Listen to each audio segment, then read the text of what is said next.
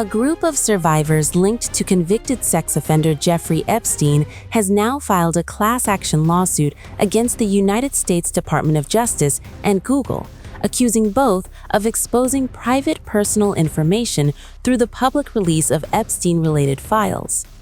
According to the complaint filed Thursday, the survivors argue that the federal government made what they describe as a deliberate policy decision to prioritize speed over privacy during the release of thousands of records tied to Epstein. The lawsuit says that in doing so, the Justice Department publicly revealed identifying details linked to nearly 100 survivors. That information, according to the plaintiffs, included personal details that effectively identified victims to the public, despite previous assurances that privacy protections would remain in place. The complaint states that survivors were suddenly identifiable online and that the impact was immediate. Names, identities, and trauma became searchable. The lawsuit argues that even after the government began removing sensitive material from the released files, the damage did not stop there. According to the survivors, search platforms, especially Google, continued surfacing that information in search results and AI-generated summaries. The filing says survivors repeatedly asked for the content to be removed, but claim it remained accessible.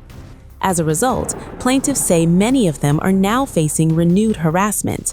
According to the complaint, strangers have called them, emailed them, threatened their physical safety, and in some cases accused them of being connected to Epstein when they were in fact his victims.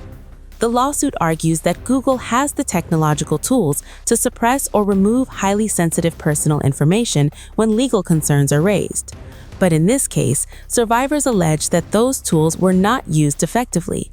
Their filing describes that response as reckless and says the continued visibility of that information shows disregard for survivor well-being. The legal complaint also points directly to a February letter sent by U.S. Attorney Jay Clayton to federal judges in New York. In that letter, Clayton acknowledged that the Justice Department had begun removing documents containing victim-identifying information. He said the department worked through the weekend once concerns were raised, and had already taken down several thousand documents and media files that may have included sensitive information because of technical or human error. The department also said it was reviewing internal processes while continuing to comply with the Epstein Files Transparency Act, legislation signed into law by Donald Trump in November. Still, survivors argue that the disclosure itself violated the Privacy Act of 1974 because their information was released without consent. They are now seeking minimum damages of $1,000 per survivor from the Justice Department, along with punitive damages against Google.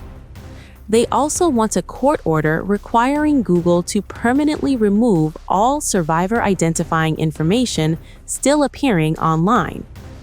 Attorney Julie Erickson, representing one of the plaintiffs, said, quote, "No survivor of sexual abuse should have to live in fear that a stranger can type their name into a search bar and instantly find out about their worst trauma." She added that the Justice Department opened the door, and Google is still holding that door open. Neither the Justice Department nor Google had publicly responded to the lawsuit by Thursday night.